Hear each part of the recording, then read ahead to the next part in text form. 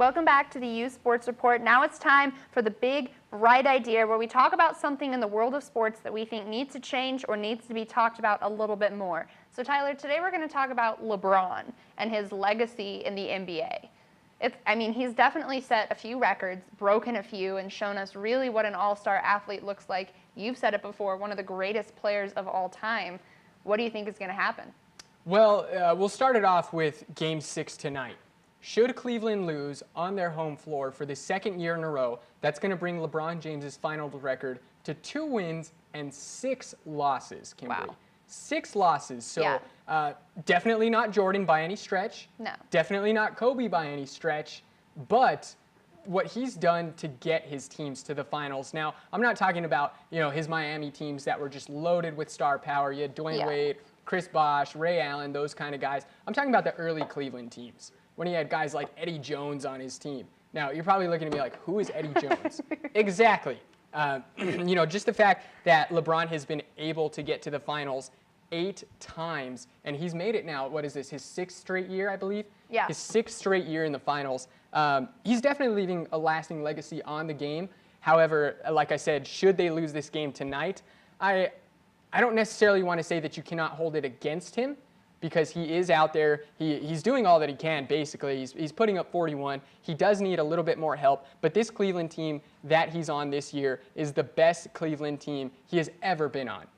It is, and I found this quote online from ShowtimeSports.sportsblog.com's Nick Petruseveski.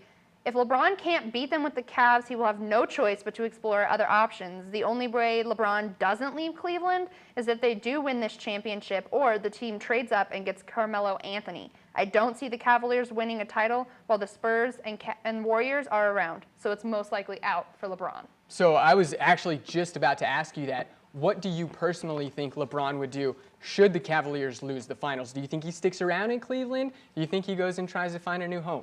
I think LeBron is not a selfish guy. He doesn't seem to be a selfish athlete in his individual game or just in general. We don't really see him making a lot of moves to really better just himself. He certainly looks out for his team, his teammates, and his coaching staff, what he can do to make that team look better. I think he came back to Cleveland and recently has done quite a bit for them, but I think if they're not able to get this big win over Golden State, they put so much effort in this series, and the entire playoffs, we watch them just dominate. If LeBron's not able to get this win, I think he'll be looking elsewhere for some more success. He's a young guy. He's still got quite a bit of years ahead of him in the NBA, and I don't think he wants to let these be the years that people remember him for. Yeah, we're starting to see LeBron slow down.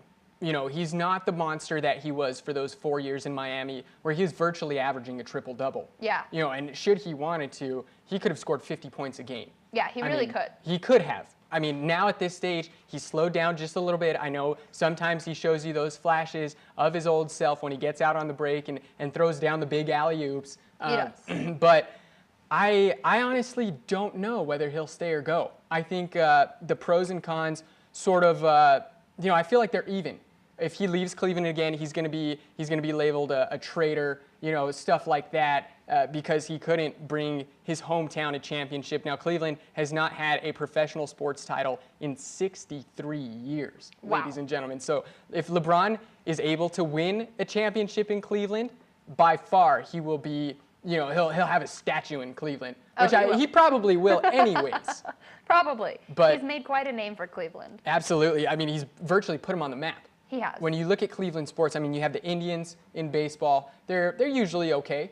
The Browns, we're not even going to talk about the Browns. They're not favored to win any game so far in the upcoming year. That's all we have to say. That pretty much speaks volumes there. But the Cavaliers, they've really been the lone bright spot for Cleveland since LeBron came into the league. Of course, obviously not while he was gone in Miami. But speaking of Miami, as a Miami Heat fan, Dwayne Wade's toward the end of his career. Chris Bosh, we don't know what the situation is with him. Miami is now looking into landing big free agents. Kevin Durant is a name that has surfaced if he does not stay in Oklahoma City. I think LeBron would be great going back to Miami, where he has Pat Riley. He has a home in South Beach already. He's well established in the community. He spent 4 years there. Yeah. So he's very comfortable down there. The nightlife, you've never heard of anybody taking a vacation to Cleveland. You really have not. And when people saw that LeBron was picking Cleveland, I know when that first happened, it was really close to the NFL draft. Johnny Manziel had just recently decided with the Cleveland Browns when they made him that offer in the draft and told him, you're coming here. Johnny was excited because LeBron was also moving to Cleveland, and they've had quite a record together as friends. I think that LeBron moving to Cleveland kind of shocked a lot of people, but it wasn't really something that was a surprise. I think we kind of saw it coming. After a few years at Miami, he wanted to go back and finish what he had started with Cleveland, but he hasn't really done that yet. And it's been a couple of years. Granted, he could take a couple more and really work towards it for Cleveland, but I don't know. LeBron really, he's not towards the end of his career, but like you said, he's slowed down a lot, and he's really worked on being a more generous athlete with his teammates. And in order for him to do that, he's going to need to remain on a team that has those big names, that star power, and some great coaching staff to really give LeBron that extra push he needs to keep pushing himself. He wants that championship. And if he does go back to Miami, should Kevin Durant also go to Miami? Dream team. Watch out. A beautiful team, a roster full of names that you will never forget. Some huge wins, I think, and LeBron might be a little more successful going back to Miami. Like you said, he's developed a family there. He has a home there. And everybody out in Miami knows who he is. Of course, I mean, everyone around the world knows who he is. But looking at this current Cavs team that he's on, he has J.R. Smith, Iman Shumpert, Kyrie Irving, Kevin Love. That Kevin Love trade has been a very hot topic as of late. Should they have kept Andrew Wiggins and left Kevin Love in Minnesota? Hindsight's 20/20. Yeah. That's one thing. But this Cavaliers team that he is on is legit. But the fact that they just cannot get over the Golden State hurdle really speaks volumes to the Western Conference versus the Eastern Conference. It does. I mean, you said it yourself. You don't, from that quote, he doesn't see LeBron winning a championship as long as the Spurs and the Warriors are around. I may as well throw in the Thunder while you're at it. Yeah. With this current definitely. group, with this current group that they have. You Should really need to Durant put them in there. and Westbrook leave, clearly they won't be as favored as they are. But the Eastern Conference, very watered down. It was sort of like a cakewalk for LeBron to the finals.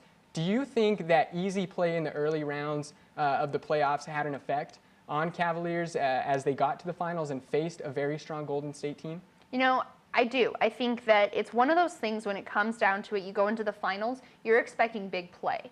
And these guys came into a final series right off the bat that was a little easier for them than a lot of other teams faced. We watched Golden State face off with San Antonio, one of their biggest rivals, someone that was definitely difficult for Golden State to overcome. However, they were able to, and they remained strong in their series with every other competitor that they went against. We saw some losses for Golden State, but ultimately, we watched Golden State progress and get a little bit stronger throughout these finals.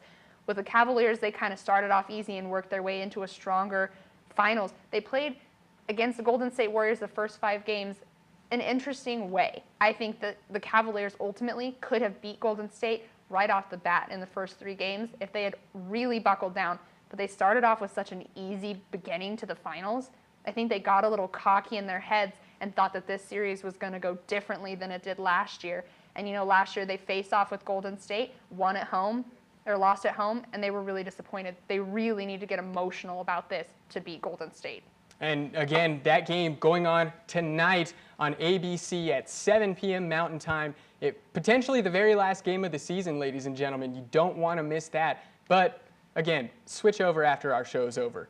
Now, if you want to get a hold of us, you can reach us on social media. We're on Facebook at USportsReport. You can find us on Twitter at USportsReport. Also, get onto our YouTube channel. We have every single segment, every episode on there for you. You can watch at your very own convenience for absolutely free. And give us feedback. We want to know what you want us to talk about on the show, ladies and gentlemen. That's all we have for you this week. We'll be back next week. Khalil will be back. Don't go anywhere.